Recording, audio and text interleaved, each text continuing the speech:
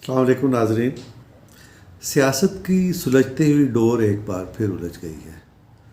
ये डोर के उलझने की इत्तला का एक पहलू हमने कल भी आपकी खिदमत में पेश किया था। वो ये था कि मियां नवाज शरीफ के सामने चंद मुतालबात पेश कर दिए गए हैं जिन्हें उन्होंने तस्लीम करने से इनकार कर दिया है, लिहाजा एक डेडलॉक पैदा हो गया। ये जो डेडलॉक पैदा हुआ, इससे अब निकलने की कोशिश की जा रही है। इससे निकलने के लिए एक नई तजवीज़ सामने आई है और वो नई तजवीज़ ये है इश्तराक इक़्तिदार। इश्तराक इक़्तिदार का क्या मतलब है? मतलब ये है कि पार्लियामेंट अपनी जगह रहेगी, हुकूमत अपनी जगह रहेगी, लेकिन इसमें जो बाज़ इदारों का जो अमल दखल है या उनका जो किरदार है वो भी अपनी जगह बरकरार रहेगा, लेकिन कोई ऐसा बकाए बाहम का मुआहदा कर लिया जाएगा जिसके तहत मामलात स्मूथ चलते रहें। ये फार्मूला कैसे सामने आया? ये फार्मूला इसके बारे में बताया ये जा रहा है कि बीच में दोस्त आए थे, दोस्त ममालिक आए थे ज़मानतें देने के लिए, वो भी मोहतात हो गए। उन्होंने कहा कि अगर इस तरह की सूरत हाल है तो फिर ये ऐसी सूरत में तो मामलात आगे बढ़ नहीं सकते। इस तरह से डायलॉग भी नहीं हो सकता, किसी नतीजे पर भी नहीं पहुंचा जा सकता और कोई ऐसा मुआहिदा भी नहीं हो पाएगा जिसके ज़रिए मामलात को आगे बढ़ाया जा सके। चुनाचे इस डेडलॉक से और इस मुसीबत से और इस पेचीदा सूरत हाल से बचने के लिए कोशिश ये की गई कि एक नया फार्मूला पेश कर दिया जाए, और नया फार्मूला जैसे हमने अर्ज़ किया आपके सामने वो है इश्तराक इक़्तिदार का फार्मूला। इश्तराक इक़्तिदार के फार्मूले के सामने आने के बाद ज़मानत देने वाले लोग या दोस्त अहबाब ममालिक पीछे क्यों हट गए, उसकी ज़ाहिर है कि उसकी बहुत सारी समझ में आने वाली वजूहात हैं। कि एक तो ये कि हर मुल्क के अपने अपने हालात होते हैं और वो अपने हालात के मुताबिक आगे बढ़ते हैं। जैसे कि पाकिस्तान में या इस बातचीत के दौरान इस तरह की चीज़ें सामने आ रही हैं, तो अब इस गहराई को, इन चीज़ों को दीगर मुआशरे उस आसानी से नहीं समझ सकते जैसे हमारे यहाँ की सूरत हाल है। लिहाजा लोगों को भी अब समझने के लिए वक्त चाहिए, और इस सिलसिले में अगर वो कोई किरदार अदा कर सकते हैं तो उस किरदार की अदायगी के लिए भी उन्हें कुछ तफहीम चाहिए, समझने की वक्त चाहिए। लिहाजा वो पीछे हट चुके हैं। उन्हीं पीछे हटे हुए लोगों को एक दफ़ा फिर मुतहर्रिक करने के लिए ये तजवीज़ पेश की गई, जिसको बहरहाल हमारी इतलात के मुताबिक लंदन से इस पर गौर करने से इनकार कर दिया गया और कहा गया कि ये ऐसा मुमकिन नहीं है।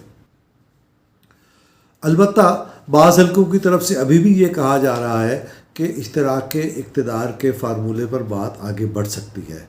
कैसे बढ़ सकती है?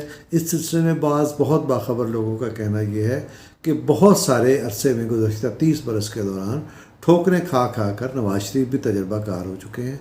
उनकी भी समझ में आ चुका है कि आइडियल कोई बात नहीं होती, प्रैक्टिकल बात होती है, और प्रैक्टिकल बात जो है मौजूदा हालात में वो इश्तराक इक़्तिदार ही हो सकता है।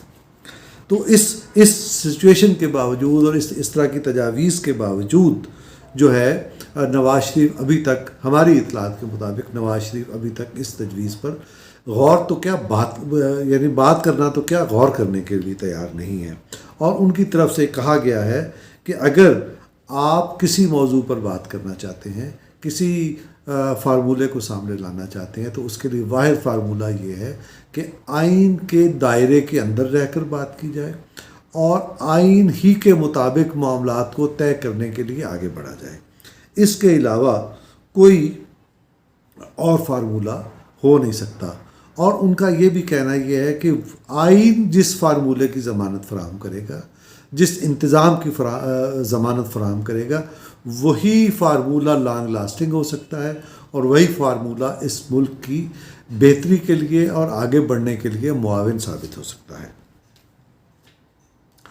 तो इस वक्त जो लोग ये दावा कर रहे हैं, जो बाखबर हल्के और फरीकैन में से जो लोग ये दावा कर रहे हैं कि इश्तराक इक़्तिदार के फार्मूले पर बात आगे बढ़ रही है, वो बात उस रिश्ते की सी है जो 50% तय हो गया था। वो आप जानते हैं ना कि किसी नौजवान ने कहा कि मेरा रिश्ता तय हो गया है, तो उससे पूछा कि कैसे, تو اس نے کہا کہ میں تو بن گیا، حالے انہوں کا بننا باقی ہے۔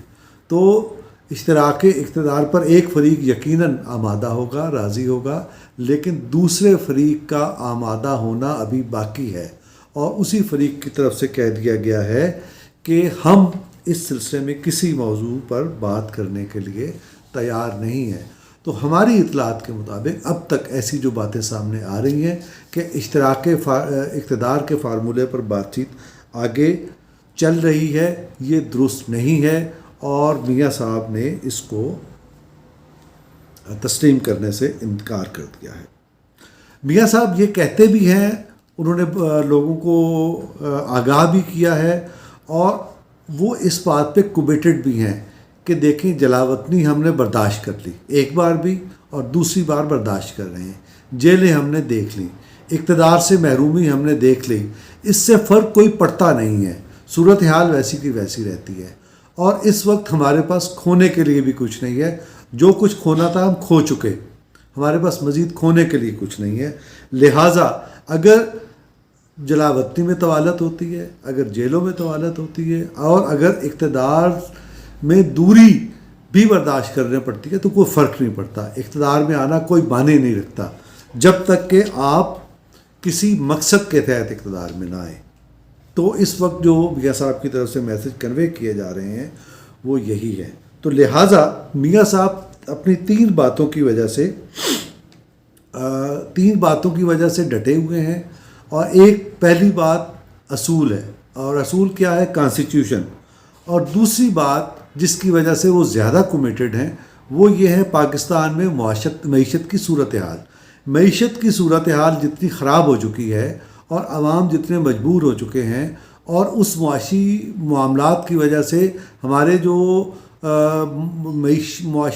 معیشتی پالیسیاں جو غیروں کے قبضے میں جا چکی ہیں اور عالمی اداروں کی گرفت پہ جا چکی ہیں، اس کی وجہ سے سمجھا یہ جا رہا ہے کہ قومی سالمیت خطرے میں پڑ گئی ہے، اور قومی سالمیت کو اگر بچانا ہے تو زیادہ دیر تک معاملات کو اتنا خراب نہیں رکھا جا سکتا، انہیں بالآخر ٹھیک کرنا پڑے گا، اور اس ٹھیک کرنے کا جو واحد طریقہ ہے وہ واحد طریقہ یہی ہے کہ معاملات کو کانسٹیٹیوشن کے مطابق ٹھیک کیا جائے۔ تو اب صورتحال یہ ہے کہ میاں صاحب کے سامنے جو اشتراک اقتدار کا فارمولہ پیش کیا گیا تھا وہ مسترد کر دیا گیا ہے، اور ان کو واضح کر دیا گیا ہے کہ ہم اقتدار سے دوری، جیل، جلاوطنی سب برداشت کر لیں گے، لیکن ہم کسی غیر آئینی انتظام پر آمادہ ہونے کے لیے تیار نہیں ہیں۔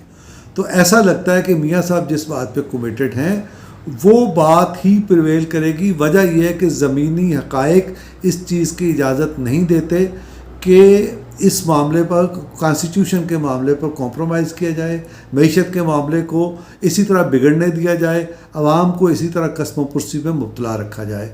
تو لہٰذا ہماری آخری اطلاع یہ ہے کہ میاں صاحب نے اشتراک اقتدار کا فارمولہ مسترد کر دیا ہے، اور وہ انتظار کرنے پر آمادہ ہیں، 1 مہینہ، 2 مہینہ، 1 سال، 2 سال، وہ لمبا انتظار بھی کر سکتے ہیں، کیونکہ وہ یہ سمجھتے ہیں کہ ان کے پاس کھونے کے لیے کچھ نہیں ہے۔